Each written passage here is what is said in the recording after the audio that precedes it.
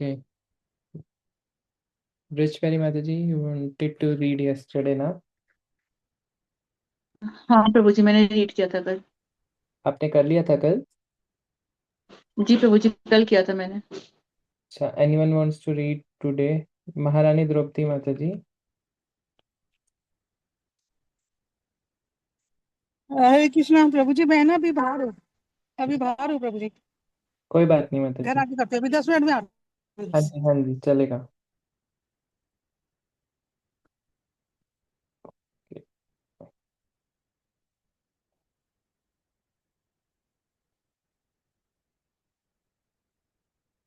और किसी भक्त को रीड करना है? अनीता माता जी। यस। हरे कृष्णा प्रभु जी, कहाँ तक हो गया था? इंग्लिश में तो हमें यहाँ से पढ़ना है। Many people are thinking.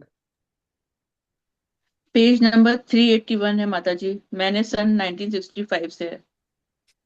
यहाँ से है ना, अनेक लोग सोच रहे हैं। नहीं नहीं, मैंने सन 1965 में। ये तो हो अच्छा, गया था माता जी, प्रपात का तो नेक्स्ट पैराग्राफ से उसका। मैंने 1965। उससे हाँ हाँ, अच्छा। नहीं नहीं नहीं, अनेक लोग सोच रहे हैं, यहीं से है माता यही जी। से, क्योंकि मैं कल टिक लगा दी थी हाँ वहां पर। हाँ हाँ हाँ, ठीक है, मैंने एक पेज गलती से पलटा नहीं था। ठीक। हरे कृष्णा प्रभु जी, प्रणाम प्रभु जी। अनेक लोग सोच रहे हैं मैं इस भौतिक जगत में बहुत सुंदर ढंग से सुख भोग सकता हूँ। सभी लोग ऐसा कर रहे हैं, ऐसा कोई कारण नहीं है कि मैं भी उनके समान सुख भोग न कर सकूं।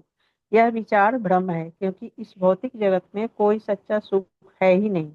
हम राष्ट्रपति कैनेडी के समान सर्वोच्च पद तक उन्नति कर सकते हैं। हम भले ही अत्यंत रूपवान, अत्यंत प्रसिद्ध, अत्यंत बुद्धिमान, सुशिक्षित, अत्यंत धनवान और अत्यंत शक्तिशाली हो।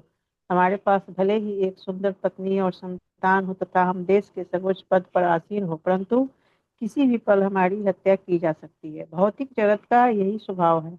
हमें पद पद पर संकट का सामना करना पड़ता है। बाधाओं के बिना आनंद पाने का कोई प्रश्न ही नहीं उठता, और जब आनंद को प्राप्त किया जाता है, वह प्राप्ति भी महान संघर्ष और बलिदान के पश्चात होती है। इसके अतिरिक्त हम जिस प्रकार का भी आनंद प्राप्त करें वो अस्थायी है, क्योंकि इस भौतिक जगत में ऐसा कोई सुख नहीं है जो हमको निरंतर और अनंत आनंद दे सके। केवल श्री कृष्ण हमको वह आनंद दे सकते हैं। अतः भगवत गीता में श्री कृष्ण उपदेश देते हैं कि प्रत्येक प्राणी का कल्याण इसी में है कि वह निरर्थक सांसारिक कार्यों को त्याग दे और एकमात्र उनकी शरण में चला जाए। दुर्भाग्यवश इस युग में लोग भौतिक प्रकृति माया की चमक से इतने अधिक आकर्षित है कि उनकी आध्यात्मिक जीवन में बहुत रुचि नहीं है। श्री कृष्ण तो यहाँ तक घोषणा करते हैं कि यदि कोई उनकी शरण लेता है तो वे उन्हें सब पाप फलों से बचा लेंगे, किंतु फिर भी लोग इतने अधिक आसक्त हैं कि भगवान की शरण नहीं ले सकते। लोगों को सदैव यह भय रहता है कि श्री कृष्ण की शरण लेने के कारण वे अवश्य ही कुछ न कुछ खो देंगे। जैसे कि पश्चिमी देशों में जाकर प्रचार करने से मुझे अपने परिवार को खो देने का भय था, परंतु श्री कृष्ण इतने दयालु हैं कि यदि वे कोई वस्तु लेते हैं तो उसका 1000 गुना फल देते हैं। गुरु महाराज भी बहुत दयालु है, क्योंकि वे एक द्वार से दूसरे द्वार, एक देश से दूसरे देश, एक नगर से दूसरे नगर जाकर भिक्षा मांगते हैं। देवी और सज्जनों, प्रिय किशोर बालकों और बालिकाओं, कृपा करके कृष्ण भावनामृत अर्थात कृष्ण भक्ति को ग्रहण कर लो। इस प्रकार वे श्री कृष्ण की अत्यधिक गोपनीय सेवा करते हैं। कृष्ण परम ईश्वर भगवान है। वे जो आज्ञा देते हैं, गुरु महाराज उन आज्ञाओं का पालन करते हैं। अतः गुरु श्री कृष्ण को अत्यंत प्रिय है। श्री कृष्ण उनको स्वर्ग में भेजे या नरक में, इससे उन्हें कुछ अंतर नहीं पड़ता। गुरु एक शुद्ध भक्त है, उनके लिए स्वर्ग और नरक दोनों ही बराबर है, यदि वहाँ कृष्ण भावना अमृत हो। नरक में लोग अनेक प्रकार से कष्ट पा रहे हैं और स्वर्ग में वे अनेक प्रकार से सुख भोग रहे हैं, परंतु भगवान के भक्त जहाँ कहीं भी कृष्ण भावनामृत हो वहाँ रह सकते हैं, क्योंकि वे कृष्ण भावनामृत अपने साथ लाते हैं। अतः वे सदैव आत्मा राम होते हैं। यदि भक्त को नरक में भेज दिया जाता है तो वह हरे कृष्ण कीर्तन मात्र से संतुष्ट रहेगा। वास्तव में वे नरक में नहीं वरन श्री कृष्ण में विश्वास करते हैं। उसी प्रकार यदि उनको स्वर्ग में रख दिया जाए, जहाँ इंद्रिय तृप्ति के लिए अनेकानेक अवसर है, तो भी वे पृथक बने रहेंगे, क्योंकि स्वयं श्री कृष्ण के द्वारा उनकी इंद्रियां संतुष्ट कर दी जाती है। इस प्रकार भगवान की सेवा के लिए भक्त कहीं भी जाने को तैयार रहता है, और इस कारण से वह श्री कृष्ण को अत्यंत प्रिय है। विरक्त निराकारवादी दार्शनिक कहते हैं कि यह जगत मिथ्या है और निराकार ब्रह्म सत्य है, परंतु यदि उनसे यह उस हरे हरि कृष्ण। कृष्ण को हरे कृष्णा। सादर प्रणाम प्रभु जी। प्रभु जी कौन सी पेज चल रही, प्लीज मुझे बताइएगा। Page number Hindi page number page पर ही हिंदी में, हिंदी में। क्या है? माता जी 383 है। Okay, thank you so much माता जी। 383 ओके ना।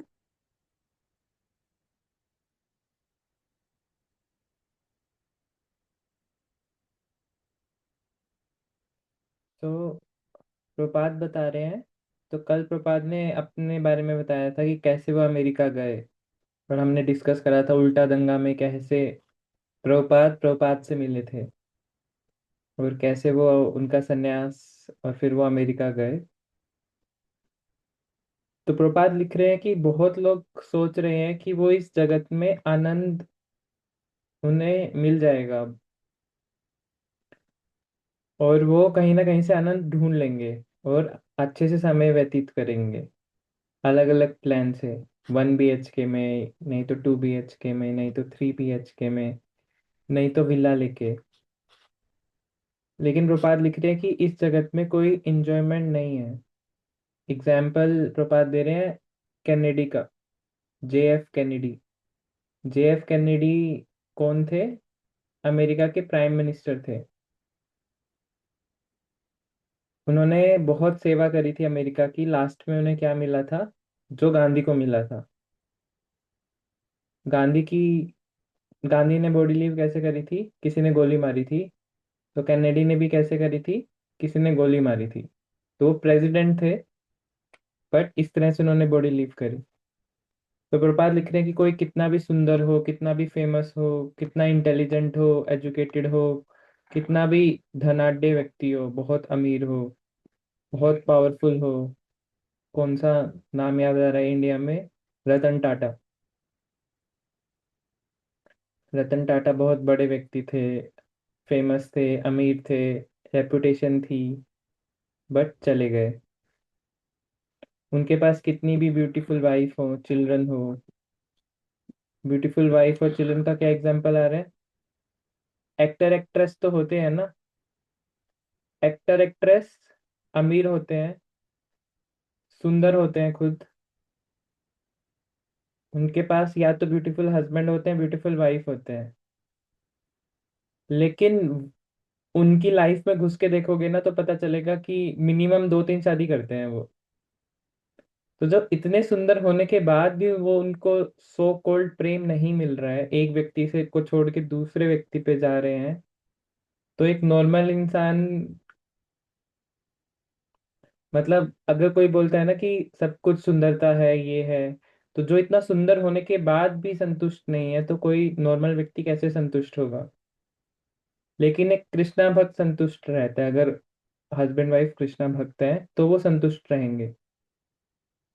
फिर प्रपात लिख रहे हैं कि इस जगत में हर कदम पे डेंजर है। तो इसका स- भागवतम में लाइन आती है, पदम पदम यत विपदम, कि एक एक पद लेंगे हम तो उसमें विपदा है। विपदा है तो क्या रहेगा? सब लोगों को डर। यहाँ पे सब डरे हुए रहते हैं ना, क्योंकि हमें पता है कि एक एक कदम पे विपदा है, तो विपदा मतलब भय भी रहेगा।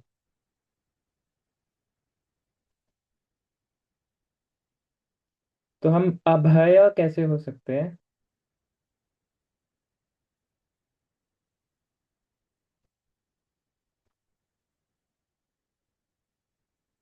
कोई शेयर करना चाहेगा हम अभय कैसे हो सकते हैं? प्रभु जी कृष्ण हरे के शरण में जाके। उनके शरण में जाके, यस। क्यों अभय, अभयता मिलती है कृष्णा के शरण में?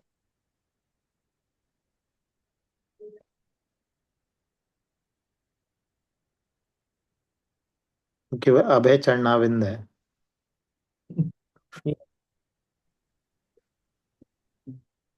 तो क्योंकि प्रभु जी हम जानते हैं कि कृष्ण हमें हर समय में हर स्थिति में रक्षा करेंगे, तो इसीलिए हम अभय हो जाते हैं। ये मेरी अंडरस्टैंडिंग है, थोड़ा प्लीज क्लियर कीजिए।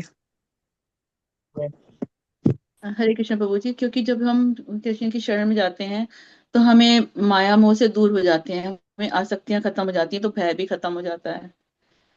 जब जहाँ आसक्ति होती है वहीं पे भय होता है, फिर कि हम ये खो देंगे, खो देने का डर होता है। यस, नाइस और पॉइंट। हम विश्वास करते हैं प्रभु जी की कृष्ण हमारी रक्षा करेंगे पल पल में, क्योंकि श्री कृष्ण भगवत गीता में भी आश्वासन देते हैं कि जब तुम मेरे पास आते हो तो मैं तुम्हारी रक्षा करता हूँ। Yes, nice point. तो भागवतम में कौन सा श्लोक है रक्षा वाला?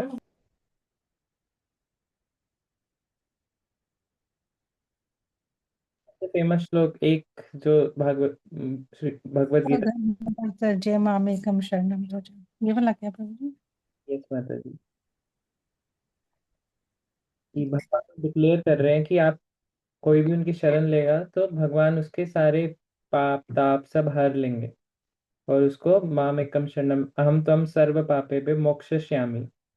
मोक्षयिष्यामि मतलब उसको उसको सक्सेस भी दिलवा देंगे, जो भी सक्सेस दिलवानी है। माँ सुचा, माँ सुचा का मतलब क्या होता है? चिंता मत करो।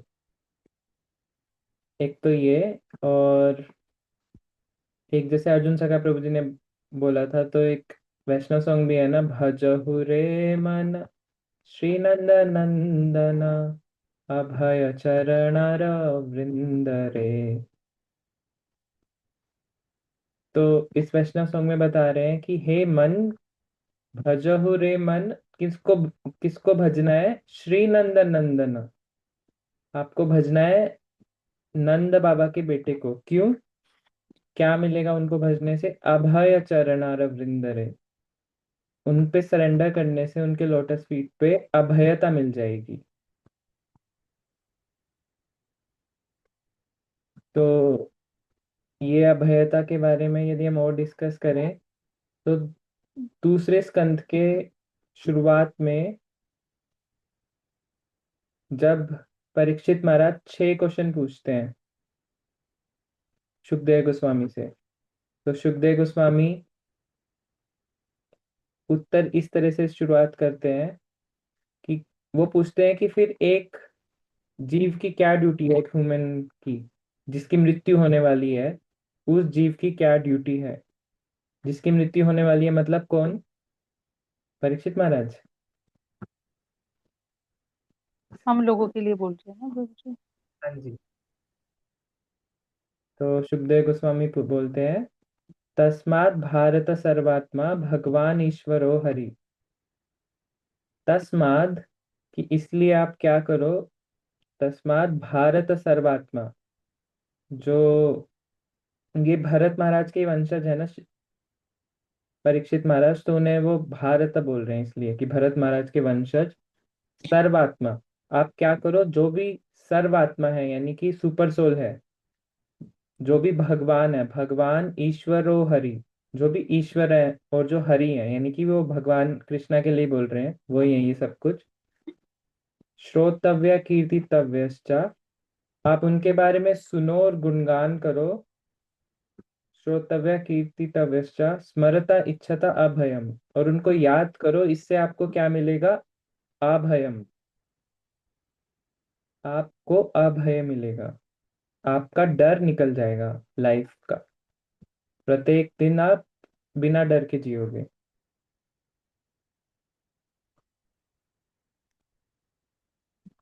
तो ये इम्पोर्टेंट पॉइंट है कि कैसे हमें अभयता प्राप्त करनी है। सेम चीज उत्तरा माता भी बोलती हैं। उत्तरा माता कौन है? परीक्षित महाराज की मम्मी। तो जब ब्रह्मास्त्र आया था, किसने छोड़ा था ब्रह्मास्त्र? अश्वत्थामा ने। अश्वत्थामा ने। अश्वत्थामा ने। तो उत्तरा के पास चारों तरफ उनके हस्बैंड्स थे, हस्बैंड या फिर ससुर थे, ससुर जी थे बहुत सारे। लेकिन उत्तरा भागते हुए आई थी कृष्णा के पास, कि क्या बोलती है, पाही पाही। पाही पाही क्या होता है?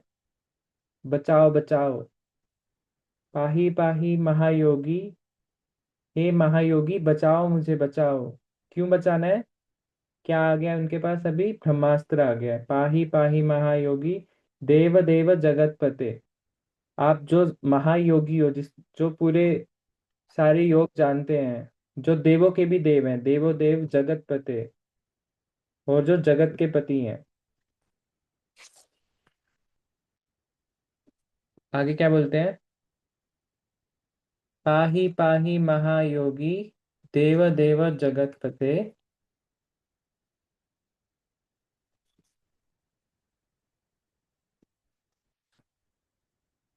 एक बार मैं ओपन ही कर लेता हूँ।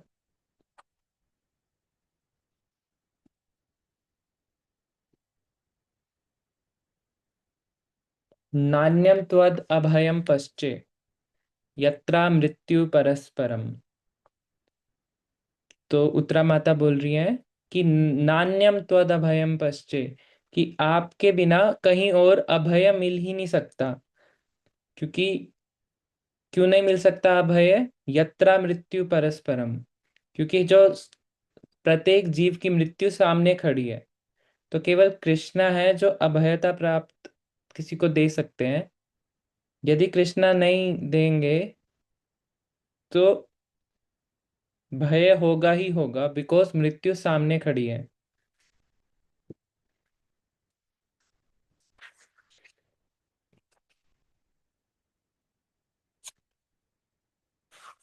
और प्रपात जी क्या बताते हैं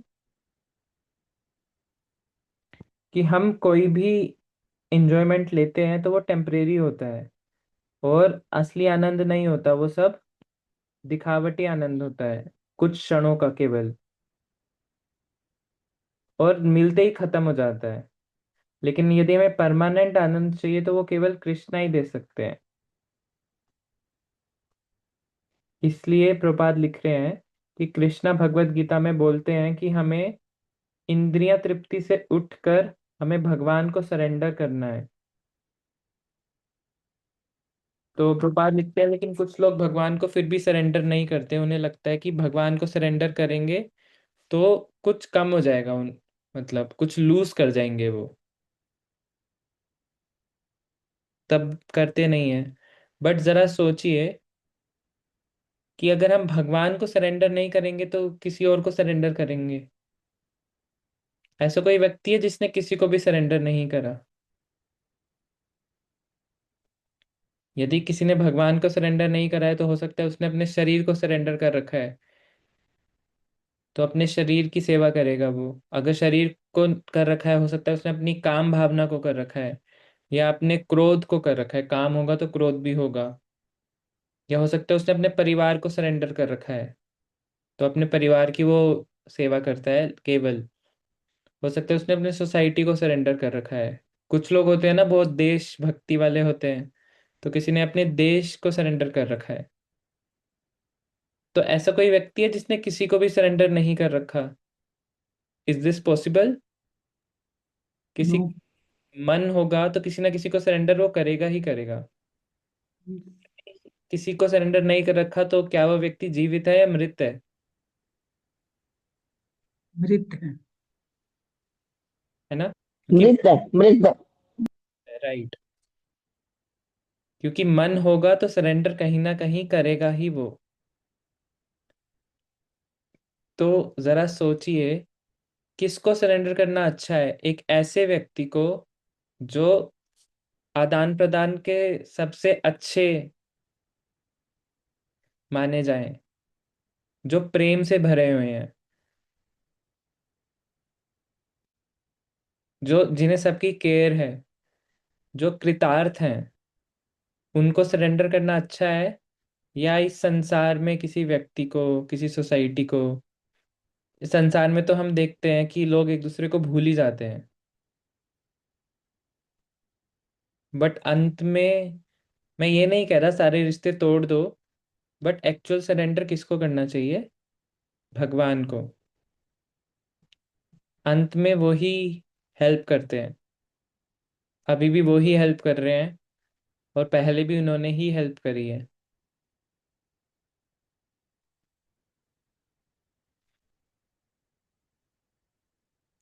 तो एक चैतन्य चरितामृत में एक श्लोक आता है, भक्त वत्सल कृतार्थ समर्थ वदन्याय, ये ही जाने पंडिता ना ही भजे अन्य।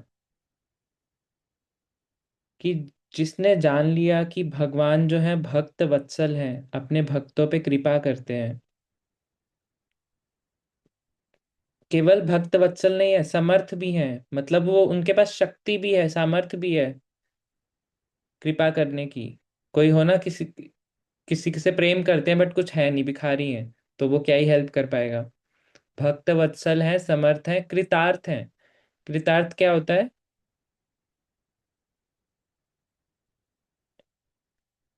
ग्रेटफुल, हाँ, एहसान को मानने वाला। एहसान को मानने वाला।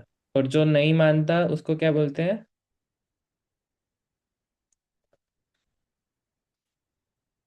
सघन। सघन या तो एहसान फरामोश, एहसान ऐसा को परामोश। आत्मिक निकाल रहे हलाल, है ना। लेकिन भगवान के लिए क्या शब्द आया है? कृतार्थ। कि भगवान कृतार्थ भी हैं। भगवान की कोई भी सेवा करे तो भगवान को पता चल जाता है उसने सेवा करी है मेरी। नॉर्मली यदि हम किसी व्यक्ति की सेवा करें तो उस व्यक्ति को पता भी नहीं लगता कि किसने उनकी सेवा करी है।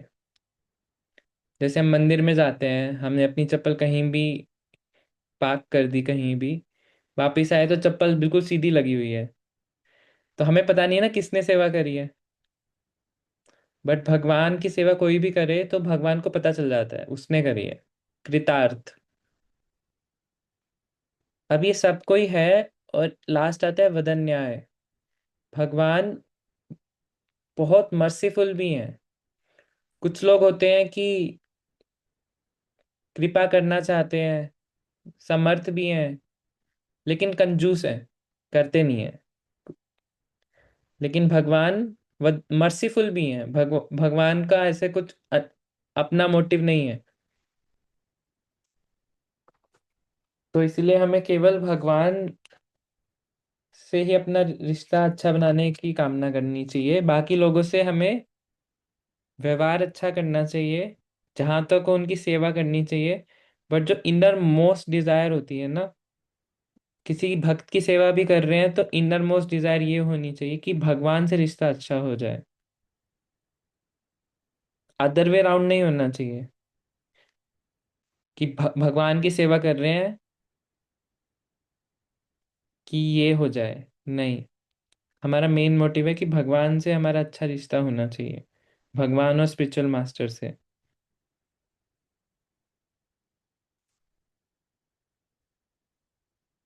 फिर प्रपात जी, सेम टॉपिक जो हमने डिस्कस करा है, कि एक डिवोटी कहीं भी रह सकता है, हेल में भी और हेवन में भी, नर्क में भी स्वर्ग में भी, क्योंकि उसे केवल कृष्णा भक्ति करनी है। वो जहां जाएगा प्रीच करेगा, कृष्णा भक्ति करेगा, तो उसके लिए, उस भक्त के लिए स्वर्ग में भी नरक के समान है यदि वहां पे कृष्णा भक्ति नहीं कर पा रहा है, और नरक भी स्वर्ग के समान है यदि वो कृष्णा भक्ति कर पा रहा है। और ऐसा असली में हम देखते हैं कैसे बहुत अमीर अमीर लोग होते हैं बट कृष्णा भक्त नहीं होते। तो उनके पास संपत्ति है, सब कुछ है, बट बहुत परेशान है। क्यों? घर में शांति नहीं है। तो वो स्वर्ग में रह रहे हैं, इतने अमीर हैं वो, बट नर्क के समान रहते हैं, लड़ाई करते रहते हैं, वाइफ अलग हो चुकी है। बहुत एग्जाम्पल्स हैं। और दूसरा एग्जाम्पल, एक ऐसा भक्त जो बहुत गरीब है बट वो स्वर्ग की तरह रहता है, अपनी वाइफ के साथ, बीवी बच्चों के साथ, हो सकता है लक्ष्मी की थोड़ा कमी हो बट संतुष्ट है। तो एक भक्त नरक में भी वो संतुष्ट रह सकता है क्योंकि उसे तो केवल कृष्णा ही भक्ति करनी है। यदि कृष्णा भक्ति नहीं है तो स्वर्ग भी नरक के समान लगेगा। तो ये हम आगे रीड कर सकते हैं। इस महारानी द्रौपदी माता जी। जी हरे प्रभु जी, कृष्णा। रीड करने के लिए हैंड और रेज किया था। वो थोड़ी जिज्ञासा करते हैं इसी से related थोड़ा। ब्रज रेणु प्रभु जी, इसके अलावा हम लास्ट देख रहे हैं क्वेश्चन। फिर थोड़ा सा चलिए टॉपिक वैसे फिर चेंज हो जाएगा हो सकता है। और चलिए कर लेते फिर से। पूछ लीजिएगा चेंज, हम देखिए, आप नोट कर लीजिए, we will take that. Yes माता जी। जी प्रभु जी। विरक्त निराकारवादी दार्शनिक कहते हैं कि, यहीं से पढ़ना है ना माता जी प्रभु जी? हाँ यस माता जी। जी। विरक्त निराकारवादी दार्शनिक कहते हैं कि यह जगत मिथ्या है और निराकार ब्रह्म सत्य है। परंतु यदि उनसे उस समाज में जाने को कहा जाए जहाँ भौतिक इंद्रिय तृप्ति की प्रधानता है, तो वे वहां जाना अस्वीकार कर देंगे, क्योंकि उनको वहां की दशाओं से प्रभावित होने का भय रहता है। किंतु कृष्ण भक्त के लिए ऐसी कोई कठिनाई नहीं है, क्योंकि वह नियंत्रित है और वह श्री कृष्ण की शरण ले चुका है। अतः उसको कहीं भी जाने में भय नहीं होता। फलस्वरूप जब भक्त वृंद एक ऐसे स्थान में मिलते हैं जहाँ कृष्णा भावनामृत नहीं है, तब भी उनसे कोई हानि नहीं है, उसमें कोई हानि नहीं है, क्योंकि वे हरे कृष्ण कीर्तन करने के अवसर का लाभ उठाकर उस स्थान को कृष्ण भावनामृत से पूर्ण कर देते हैं। ऐसे अवसर का हमेशा लाभ उठाना चाहिए। ऐसा नहीं कि कोई अपने को एक कमरे में बंद कर ले और अकेले कीर्तन करे। महर्षि नारद एक अंतरिक्ष यात्री हैं जो संपूर्ण ब्रह्मांड में भ्रमण करते हैं। यद्यपि वे सर्वाधिक उन्नत लोकों में निवास कर सकते हैं, फिर भी वे कभी कभी नरक में जाते हैं और वहां प्रचार करते हैं। भगवान के दास की यही तो सुंदरता है। वह श्री कृष्ण से और श्री कृष्ण के अंश से प्रेम होने के कारण ही सदैव कार्य करता रहता है। भक्ति का मूलभूत सिद्धांत श्री कृष्ण के प्रति विशुद्ध प्रेम है। एक विशिष्ट भक्त की स्थिति चाहे जो कुछ भी हो, श्री कृष्ण का सखा, दास, माता पिता या प्रेमिका उसकी सेवा बिना किसी शर्त के होती है, क्योंकि कृष्णा भावनामृत किसी भी भौतिक दशा पर निर्भर नहीं है। यह दिव्य है और इसको प्रकृति के गुणों से कुछ भी लेना देना नहीं है। भक्त को कहीं जाने में भय नहीं होता और इसी कारण वह सभी भौतिक दशाओं को समान देखता है। संसार में हम कह सकते हैं कि यह अच्छा स्थान है और वह बुरा स्थान, परंतु जैसे कि पहले संकेत किया जा चुका है, भक्त व्यक्ति इन मन गढ़ंत स्थितियों से प्रभावित नहीं होता। उनके लिए भौतिकता का मौलिक सिद्धांत ही बुरा है, क्योंकि भौतिकता का अर्थ है श्री कृष्ण को भूल जाना। भक्ति की शांत अवस्था में व्यक्ति भले ही भगवान के निराकार ब्रह्म ज्योति को और हृदय में स्थित परमात्मा के रूप को अधिक महत्व दे, परंतु वास्तव में कृष्ण भावनामृत अर्थात कृष्ण भक्ति का विकास कभी तभी होता है जब वह सोच। हरे कृष्णा प्रभु ji, thank you for reading. आवाज नहीं आ रही। ओ सो जी जी प्रभु जी।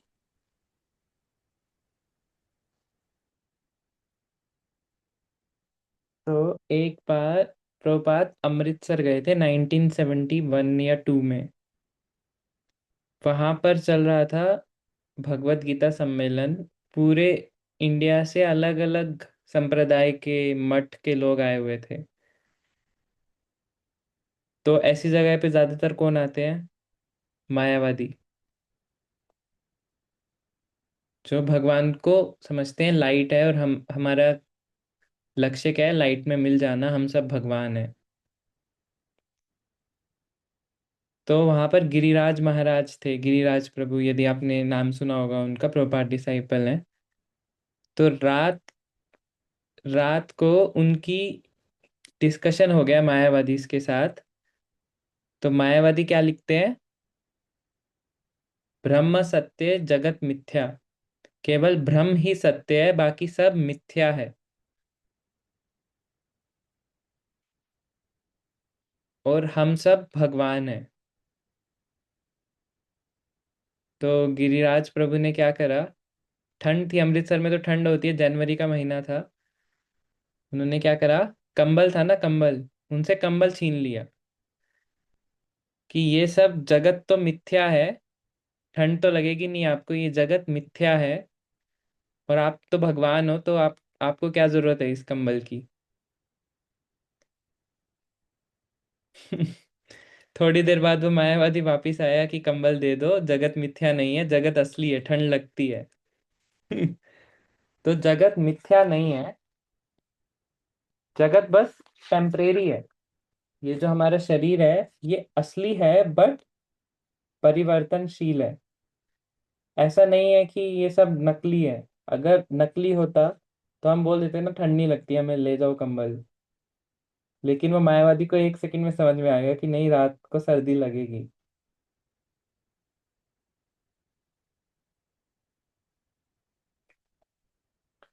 और एक और पॉइंट, जो मायावादी होते हैं वो ऐसी जगह जाने से डरते हैं जहां पर बहुत ज्यादा इंद्र तृप्ति हो रही हो।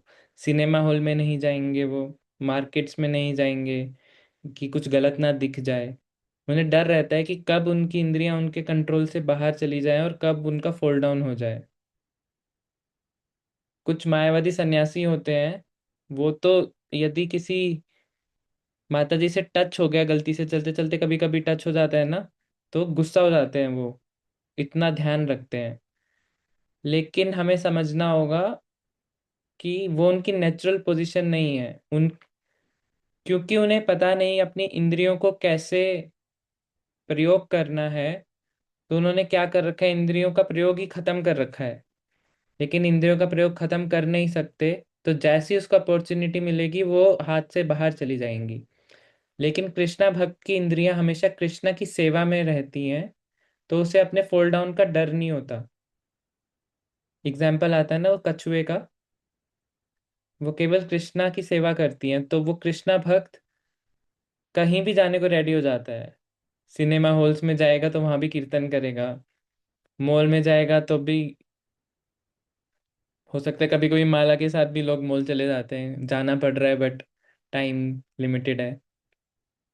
तो कृष्णा भक्त हमेशा अभय रहता है, उसे किसी भी भौतिक बाहर के वातावरण से फर्क नहीं पड़ता, क्योंकि उसकी भक्ति इंटरनल है, दिखावटी नहीं है। इसलिए वो कहीं भी जा सकता है। इसलिए प्रपाद लिख रहे हैं कि यदि कहीं भक्त मिलते हैं जहां पर कृष्णा भावना अमृत नहीं है, तो उन्हें उस अपॉर्चुनिटी का फायदा उठाकर वहां पर चैंटिंग करनी चाहिए, वहां पर सेंटर खोलना चाहिए। उसे कहीं रूम में नहीं बैठे रहना चाहिए, उसे प्रीचिंग करनी चाहिए। एग्जाम्पल दे रहे हैं प्रभुपाद नारद मुनि का, कि नारद मुनि हर जगह जाते हैं और प्रीचिंग करते हैं। नारद मुनि इज द ग्रेटेस्ट प्रीचर। उनके डिसाइपल्स गिनते गिनते ही, जितने भी बहुत बड़े बड़े डिवोटीज हैं ना, उन्हीं के डिसाइपल्स हैं।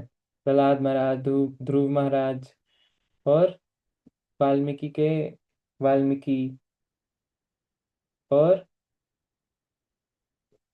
व्यासदेव जी का है। व्यासदेव, यस। और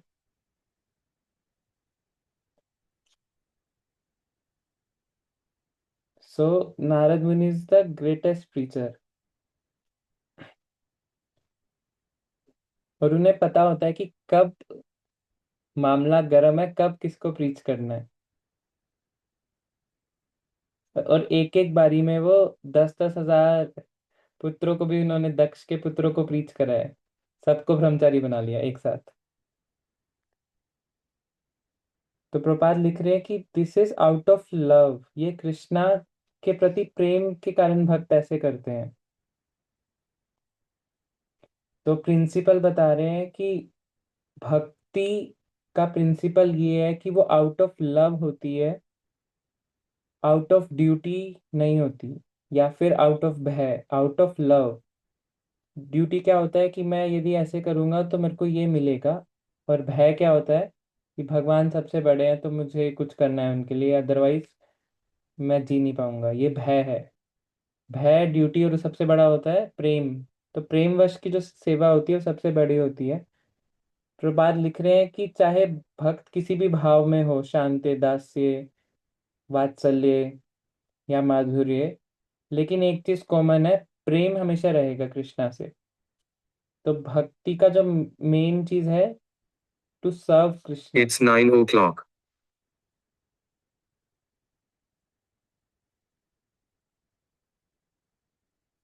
तो यही प्रभुपाद लिख रहे हैं। और मेन प्रिंसिपल है, ये प्रिंसिपल को सबसे मेन प्रिंसिपल माना गया है। बाकी जितने भी प्रिंसिपल, जितने भी श्लोक हैं, इस श्लोक का किंकर है।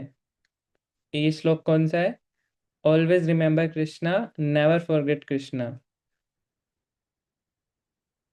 कृष्णा को हमेशा याद रखो और कृष्णा को कभी भूलो मत। तो कोई कोई भी हम सेवा करते हैं, केवल एक ही कार्य होता है कि कृष्णा हमें याद रहेंगे। So that is for today's discussion. So किसी भक्त का कोई भी एडिशन, सब्ट्रैक्शन, कमेंट है तो वो हैंड रेस कर सकते हैं। यस व्रज रेणु प्रभु जी। ठीक है। ठीक, जैसे अभी उनका आया था ना, ये क्या नाम था उनका, जिन्होंने तीर मारा था, अश्वत्थामा। हम्म। तो जैसे अश्वत्थामा को बताते हैं कि जैसे वो अमर है, तो इनका अमरत्व जो है वो कब तक निश्चित रहेगा? ब्रह्मा के एक दिन तक हाँ, एक दिन के बाद तो खत्म हो जाता है। हाँ। खत्म हो जाता है ना, तो वो विलीन हो जाएंगे वो। हाँ, तो फिर वो उनकी फिर तो जो मतलब लीलाएं तो करते हैं, बस वो उनकी लीला समाप्त हो जाएंगी फिर ब्रह्मा के एक दिन में वो। तो 1000 चतुर्युग होते हैं ना। 1000 चक्र और फिर डबल हो गया ना, रात्रि में तो 564 करोड़। हम्म, डिस्ट्रक्शन जो होती है, विनाश, वो ब्रह्मा के एक दिन में एक बार होता है। तो यस प्रभु जी, मैं श्योर नहीं हूँ, बट ऐसे ही लग रहा है कि एक दिन तक तो ही फिर रह। ऐसा तो फिर ऐसे तो फिर और तो फिर दोबारा भी तो लीला करनी है ना भगवान, जैसे हर बार आते हैं, हर बार लीला करते हैं वो। ब्रह्मा के एक दिन में एक बार आते हैं, तो फिर दोबारा लीला चालू हो जाएंगी, तो फिर वहाँ दूसरे की भी तो ड्यूटी होगी ना, दूसरे जो वो है अश्वत्थामा, वो भी तो अपनी ड्यूटी करेंगे, उन्हें भी तो लीलाएं करने का अवसर मिलेगा ना। भगवान हर युग में नहीं आते। हर युग में ही बात नहीं कर रहा हूँ, दिन पर में डे एक में बात कर रहा हूँ, ब्रह्मा के, हाँ, दिन में एक बार आते हैं ना। बार आते हैं। हाँ, तो फिर तो दूसरी जब वो दिन में एक बार आएंगे ब्रह्मा जी के एक दिन में, तो उन्हें भी तो जो अपने किसी दूसरे जो अश्वत्थामा, उनको भी तो ड्यूटी करने का अवसर मिलेगा ना, उन्हें भी तो लीला करने का अवसर मिलेगा, सौभाग्य प्राप्त होगा उन्हें। यस प्रभु जी। तो यहाँ तक उनकी लिमिट यही है कि उनको एक दिन के, जो ब्रह्मा का एक दिन है, उन्हीं की अमरत्व जो वहीं तक है, उनकी इमोर्टलिटी जो है। अच्छा, ठीक है प्रीति, मैं अगर इसको ओके समझे कि नहीं? लग तो सही रहा है प्रभु जी, बट श्योर नहीं है? श्योर नहीं है। हाँ। तो हाँ, आप पता कर लीजिए इनको, आप श्योर करके आप प्लीज मुझे बताइए। अच्छा, दूसरा, एक जो अभी आपने डिस्कशन किया, एक होते हैं जैसे भौतिकवादी, एक मायावादी, एक निर्विशेषवादी, तीन हो गए ना? यस।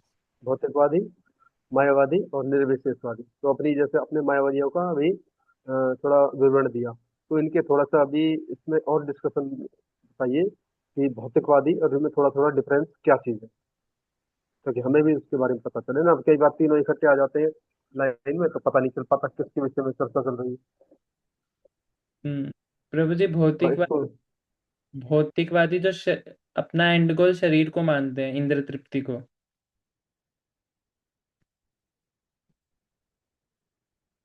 तो वो भौतिकवादी हैं। मायावादी ये हैं जो समझते हैं कि सब भगवान है, वो भी भगवान है,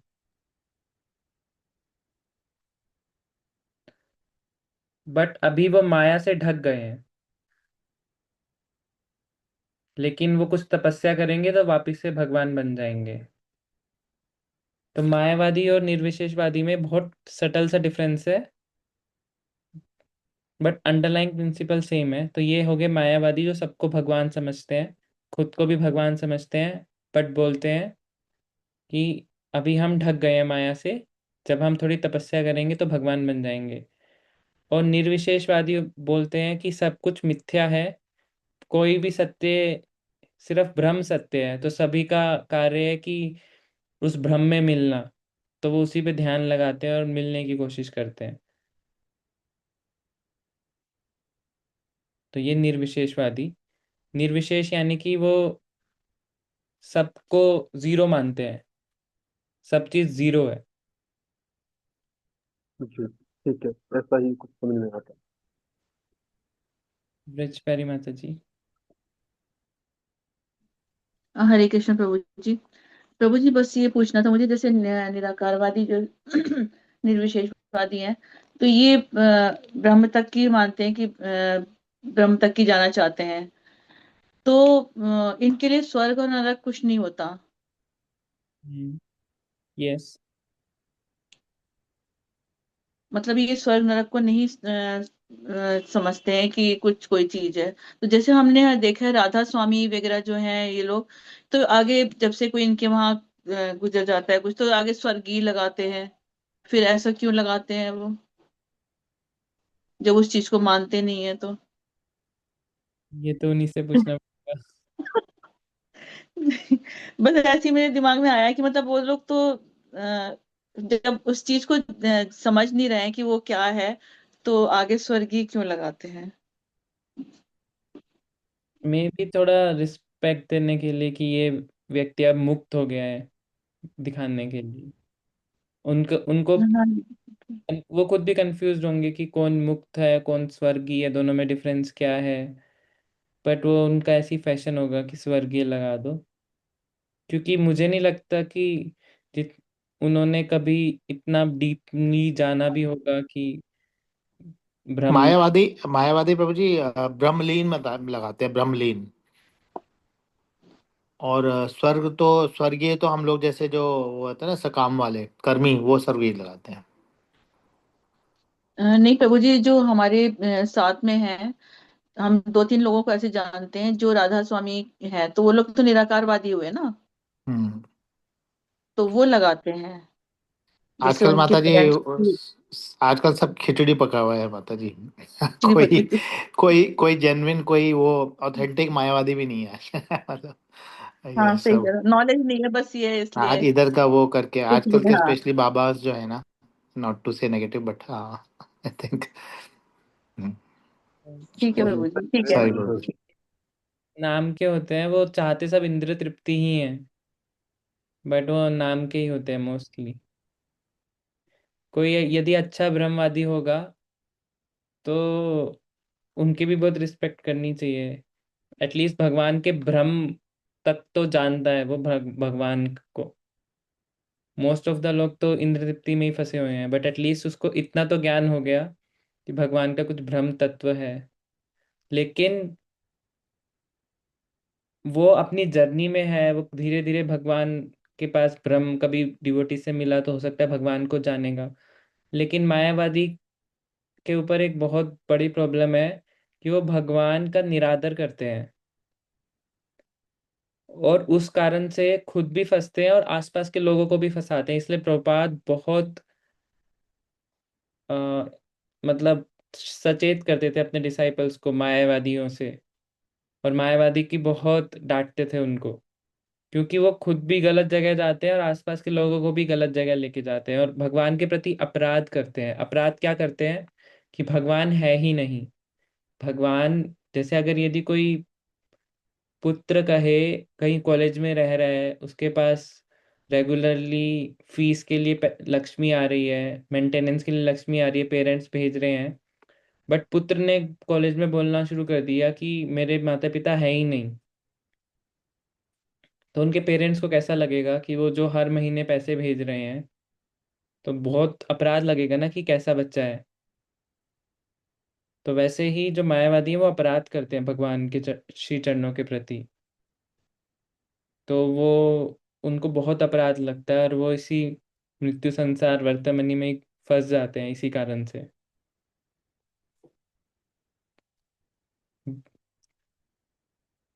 ये भी पॉइंट है, और सेकंड पॉइंट ये भी आता है कि उनकी भी जर्नी है। कभी ना कभी वो अभी ब्रह्मवादी तक आए हैं, कभी ना कभी वो परमात्मा लेवल पे आएंगे, कभी ना कभी भगवान का दर्शन या समझ पाएंगे कि भगवान भी कोई होते हैं।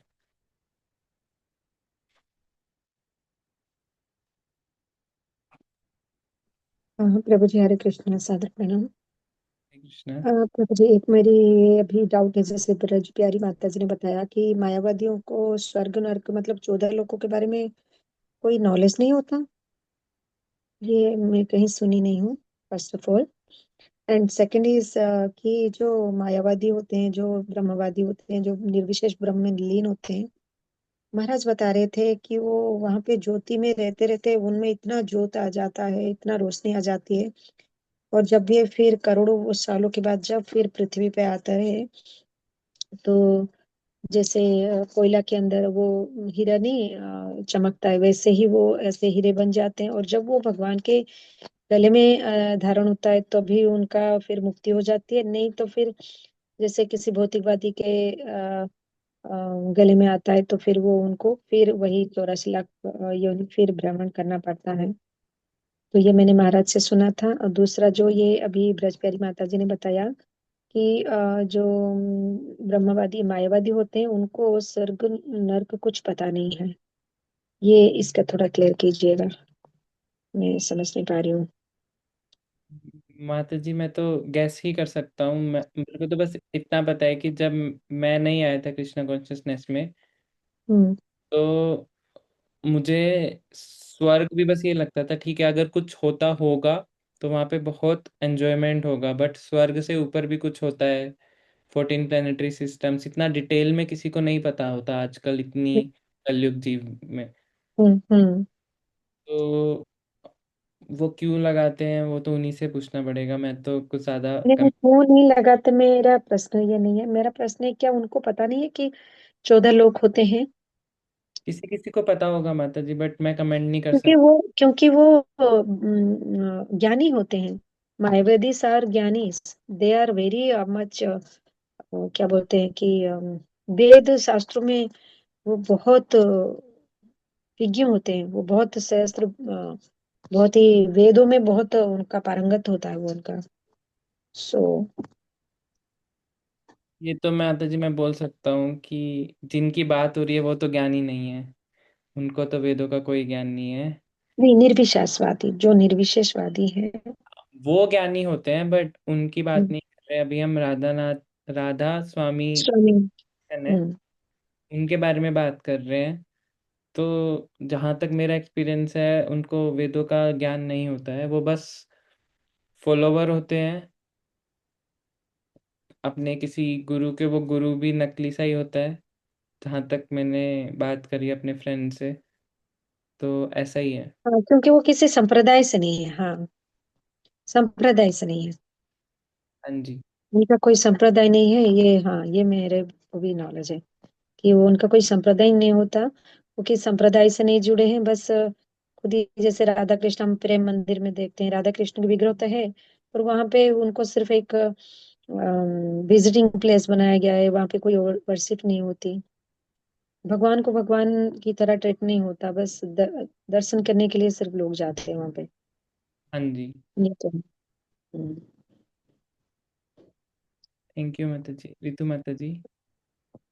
क्षमा माता प्रभु जी, हरे कृष्णा, सादर प्रणाम। हरे कृष्णा। हरे कृष्णा प्रभु जी।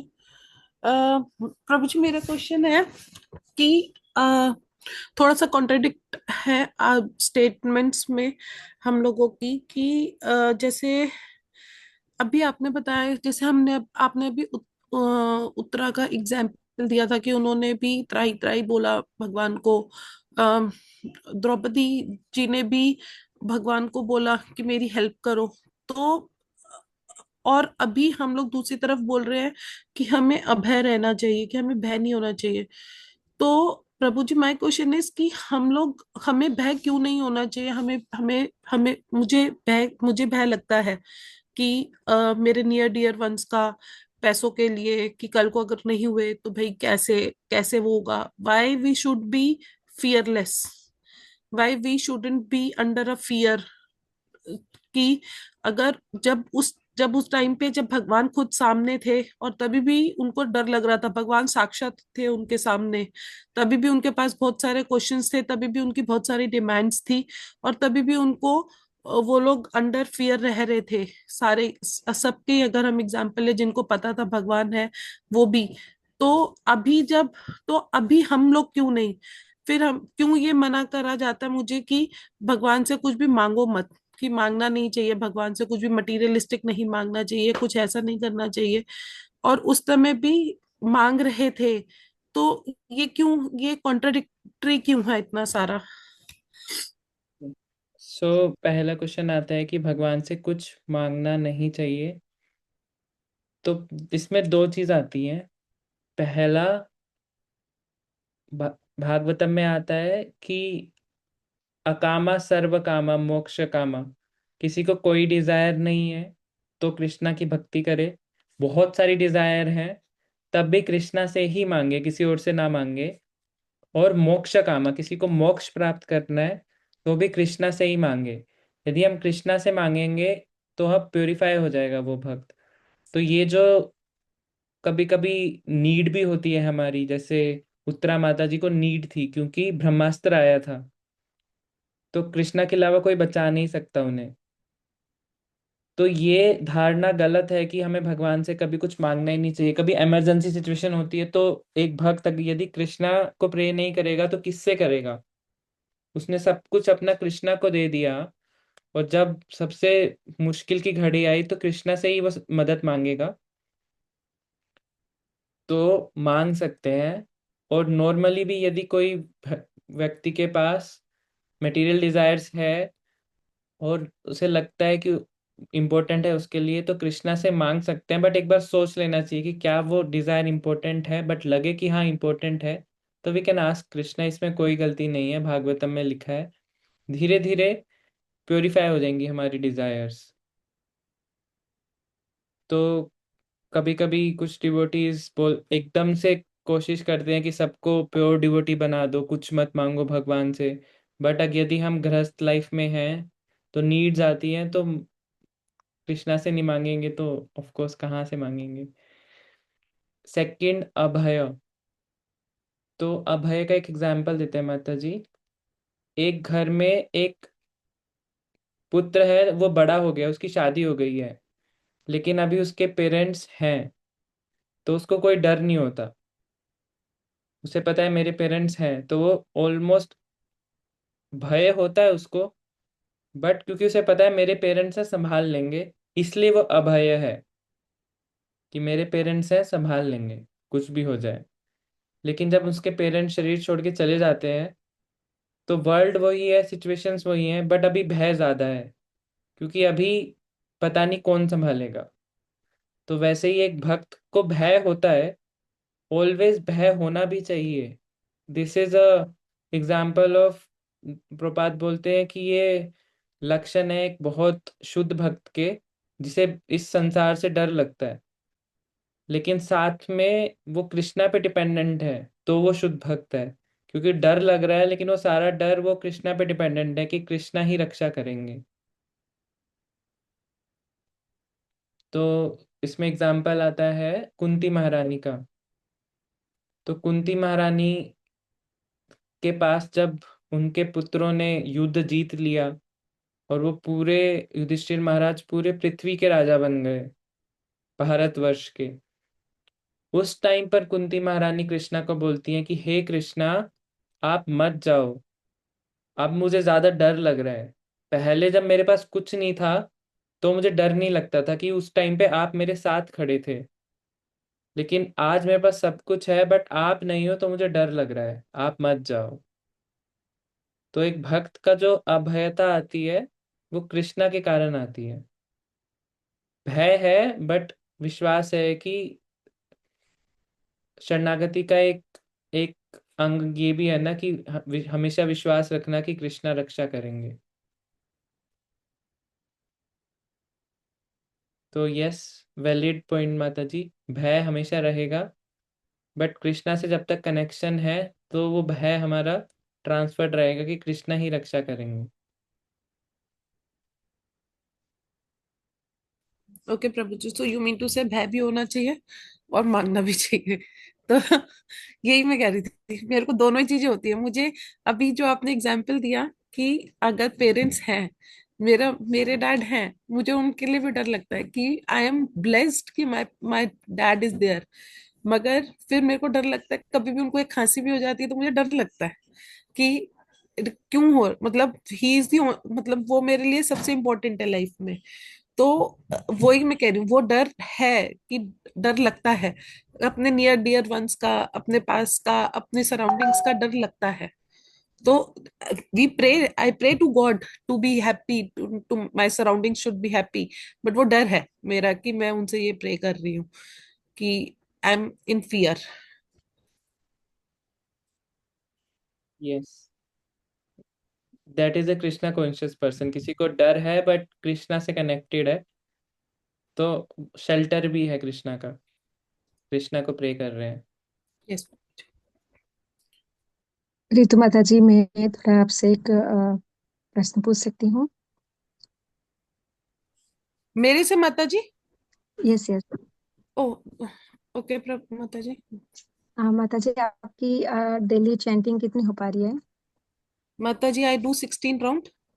रेगुलरली? यस माता जी। अच्छा, कितने दिन हो गए? माता जी it's been more than 12 13 years, 14 years।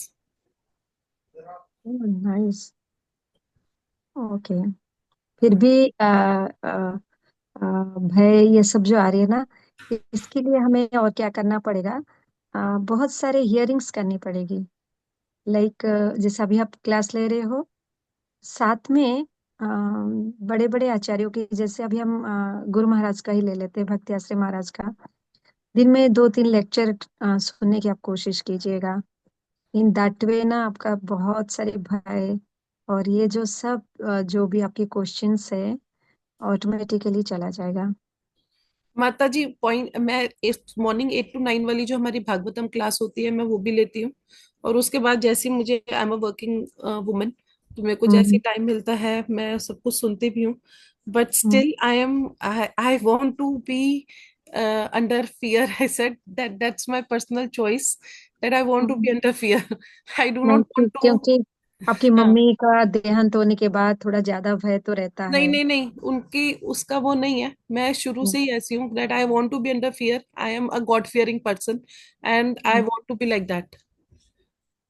नहीं सही है, ठीक गॉड है आपका। Fearing and world fearing everywhere चलिए, आई। सब हो रहा है, साथ में भक्ति भी हो रही है। It's good. Yes it's Lord, good. Yes mother. Hari Hari बोल।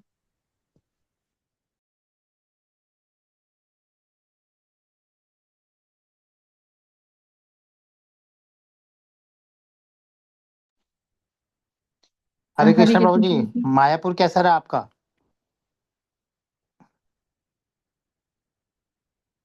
हरि बोल प्रभु जी, म्यूट पे हैं आप। प्रभु जी आप म्यूट हैं। अच्छा, हरे कृष्णा प्रभु जी, मैं जा नहीं पाया, कुछ इमरजेंसी आ गया था। अच्छा अच्छा प्रभु जी, तभी मैंने सोचा, मुझे लगा कि आप नहीं गए। अच्छा अच्छा, ठीक है प्रभु जी, बस ओके। Okay. जाना तो चाहता था मैं, बट इट्स अभी कुछ इमरजेंसी उसी टाइम पे आई। हम्म। तो पे- टिकट्स नहीं थे, डन थे आपके? वो मैंने रिफंडेबल वाले कराए थे, तो वो सब रिफंड हो गए। अच्छा अच्छा, तो ठीक है प्रभु जी। पेरेंट्स वही ने, वही मैं सोच रहा था कि मायापुर से आप कैसे क्लास ले रहे हैं। हाँ, अगर चला जाता तो फिर पेरेंट्स गुस्सा हो जाते, तो पूरे साल कहीं नहीं जा पाता। हाँ प्रभु जी, सब चीज मैनेज करना है ना। हाँ जी। जी प्रभु जी। थैंक ठीक। यू। ब्रिज प्यारी माता जी एंड रितु माता जी, आपके कल के डाउट्स क्लियर हो गए थे? हाँ जी प्रभु जी, बहुत अच्छे से क्लियर हुआ। आदान प्रदान तो बहुत अच्छे से समझ में आ गया एकदम। मतलब यही चीज मैं पूछना चाह रही थी कि कैसे हमको, मतलब हम दे तो रहे हैं भगवान के लिए, सब कुछ कर रहे हैं, भगवान एक्सेप्ट कर रहे हैं नहीं कर रहे हैं, हमें किस तरह से वो वापसी दे रहे हैं। तो सब बहुत अच्छे से आपने क्लियर किया है, थैंक यू प्रभु जी। प्रभु जी अभी मेरे को एक, मैंने आपसे लास्ट टाइम भी एक काफी पहले पूछा था आत्मा के बारे में, जैसे कि जो कृष्ण कॉन्शियस में आ जाते हैं उनको हम लोग को यही सिखाया जाता है कि हम अपने को आत्मा के लेवल पे सोचें, तो हमारा सब डर निकल जाएगा, क्योंकि ये शरीर तो नश्वर है, किसी भी दिन जा सकता है। तो जितने रिश्ते हैं हमारे आसपास में, अपने मदर से, भाई से, बहन से, जितने भी हैं, वो सब एक दिन खत्म हो जाएंगे। तो हमें सिर्फ आत्मा के लेवल पे अपने आप को जानना है और भगवान से संबंध बनाना है। लेकिन प्रभु जी बहुत डिफिकल्ट होता है ये। अभी हमेशा मन में यही रहता है कि इसको खो देंगे तो क्या होगा, जैसे माता जी भी बता रही थी, वो भय भय रहता है उन्हें, वो चीज कभी खत्म नहीं हो पाती, ये रहता ही है। तो this is not a one day process, एक दिन का नहीं है, पूरी लाइफ लगेगी। हर रोज बड़े भक्तों से श्रवण करो, गुरु महाराज से और सीनियर डिवोटीज से, तो धीरे धीरे आएगा। It's not a one day process, एक दिन का नहीं है, धीरे धीरे ही होगा, यही प्रोसेस है उसका। यदि टाइम लग रहा है तो मतलब आप सही रास्ते पे हो, टाइम लगना चाहिए, धीरे धीरे आना चाहिए। एक दिन में आएगा तो फिर सबको बोलने लग जाएंगे, मम्मी को और हम अपने घर वालों को कि मैं आपकी वाइफ नहीं हूँ, मैं आपकी मम्मी नहीं हूँ। तो धीरे धीरे आना चाहिए। It should be slow process, कि लाइफ के एंड तक एटलीस्ट आ जाए कि we are not this body, तो दैट इज सक्सेस। जल्दी आ गया तो हाँ, हाँ जी प्रभु जी, हाँ जी। ऋतु माता जी। प्रभु जी, ये जो हमारी फीलिंग होती है, हम लोग कहते हैं ना कि हर एक रिलेशन, मतलब एक जो फीलिंग होती है वो बहुत स्ट्रांग होती है, इमोशंस बहुत स्ट्रांग होते हैं। मैं इस इमोशन को नेगेट क्यों कर रही हूँ कि मैं शायद ठीक है, दैट वी नो कि आत्मा है, आज आज जीवन शरीर छोड़कर कल कहीं और जाना है। We all know this thing and we have already accepted this as well. तो ये सिर्फ हम अपने लिए वो करें, क्योंकि इससे क्या होगा कि हमारे जो अच्छे कर्म है वो भी हम लोग, अगर हम सिर्फ यही एक मैकेनिकली, फिर तो हम लोग ट्रीट करने लग जाएंगे, हमारे अगर इमोशंस खत्म हो गए तो why not to be emotional. अगर कृष्णा भी तो प्रेम के बारे में कहते हैं, that is a strong emotion. So why we are talking to be non emotional person, why we cannot be emotional, तो एक emotional towards every jeev, towards ants, towards mosquito, towards every jeev we should be emotional. Then why not our parents? Why we are saying that no, let's be the soul only? Yes, we are soul, we have accepted this thing, but then emotion is a very strong feeling altogether.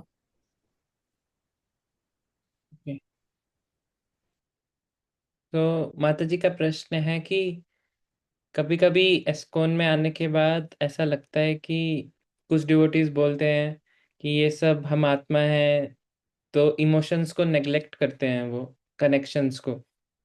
तो why we are doing this? तो जो भी करते हैं ये धारणा बिल्कुल गलत है। We should have emotions. यदि हमारे मेटीरियल इमोशंस होंगे तभी हमारे भगवान के साथ भी इमोशंस हो पाएंगे, अदरवाइज हमारा जो दिल है ना बिल्कुल हार्ड हार्टेड होगा। जो हार्ड हार्टेड दिल होता है ना, उसमें कभी प्रेम विकसित नहीं होता। जो हार्ड हार्टेड दिल होता है, एक बार रूप गोस्वामी लिखते हैं अपनी रचना में कि यदि कोई ऐसा व्यक्ति हो जिसने दीक्षा ली हो साक्षात कामदेव से। किनसे दीक्षा ली हो? कामदेव से उन्होंने दीक्षा ली है। और संसार, और उन्होंने शिक्षा ली हो उन्होंने इंद्र से। जिसने दीक्षा ली है कामदेव से, शिक्षा ली है इंद्र से, तो हम समझ सकते हैं कि कैसा भौतिक कामी व्यक्ति होगा वो, जिसके प्रत्येक सेकंड में काम है। रूप गोस्वामी लिखते हैं कि उस व्यक्ति को मैं प्योर डिवोटी बना सकता हूँ क्योंकि उसके अंदर हार्ट है, वो अटैच्ड है लोगों से, उसके अटैचमेंट्स में कृष्णा पे जोड़ सकता हूँ। लेकिन यदि कोई ऐसा व्यक्ति है जो हार्ड हार्टेड है, स्टोन हार्टेड है, उसको मैं भक्त नहीं बना सकता। कौन लिख रहे हैं ये? रूप गोस्वामी, जिसके पास कोई इमोशंस ही नहीं है दूसरे लोगों के लिए, जो समझता है कि ये सब माया है। मायावादी की किस लिए प्रपात गुस्सा होते थे कि वो भक्त नहीं बन पाएंगे, बिकॉज वो सारी इमोशंस को रिजेक्ट कर देते हैं। वो इमोशंस को रिजेक्ट करते हैं बट कृष्णा के इमोशन को कभी समझ नहीं पाते, वो भी उनसे रिजेक्ट हो जाते हैं। तो कौन लिख रहे हैं ये? रूप गोस्वामी। कौन है रूप गोस्वामी? रसाचार्य, जो हमारे रस के आचार्य हैं, वो लिख रहे हैं। तो we should have affection with our nearly dearly ones, but हमें समझना होगा कि वो अफेक्शन हम इसलिए ना करें, इसलिए करें कि ये कृष्णा ने हमें, अगर हमारे किसी के बच्चे हैं, संतान है, तो कृष्णा ने गिफ्ट दिया है, गिफ्टेड है, इसलिए कृष्णा की संतान है। We are just taking care on the behalf of Krishna. तो Krishna should always be in the centre, but affection naturally होना चाहिए, अदरवाइज बिना अफेक्शन के केयर भी नहीं हो पाती किसी व्यक्ति की। तो it is natural, it is normal to have affections, emotions. यदि एक सोल अफेक्शन इमोशन नहीं करेगी तो कौन करेगा? एक पत्थर? No. So it is completely natural माता जी, डोंट वरी अबाउट दैट। कुछ डिवोटीज को ऐसा लग सकता है कि मैंने जो बोला है बहुत कंट्रोवर्शियल है, बट ये मैंने बहुत लेंथ में डिस्कस करा है विद अ पर्सन जो एस्कॉन शास्त्रिक कमेटी के वन ऑफ द मेंबर हैं। शास्त्रिक कमेटी कौन होती है कि जब भी कोई प्रॉब्लम आती है तो शास्त्रार्थ पढ़ के उसका कंक्लूजन निकालते हैं। तो उनके साथ ये वाला पॉइंट डिस्कस्ड है। तो it is completely natural to have emotions, to have affections, completely natural for a soul. But Krishna को सेंटर में रखना है, वो नहीं भूलना है, अदरवाइज वो रिलेशन मटेरियल हो जाएगा। रितु माता जी, आपका प्रश्न का उत्तर मिला आपको? Yes Prabhu ji, thank you so much. तो आज यहीं क्लोज करते हैं। अगेन 9:30 हो गया है। सभी भक्तों के चरणों में प्रणाम। वाञ्छाकल्पतरुभ्यश्च कृपा सिन्धुभ्येव च पतितानां पावनेभ्यो वैष्णवेभ्यो नमो नमः। अनंत कोटि वैष्णव वृंद की जय। वैष्णव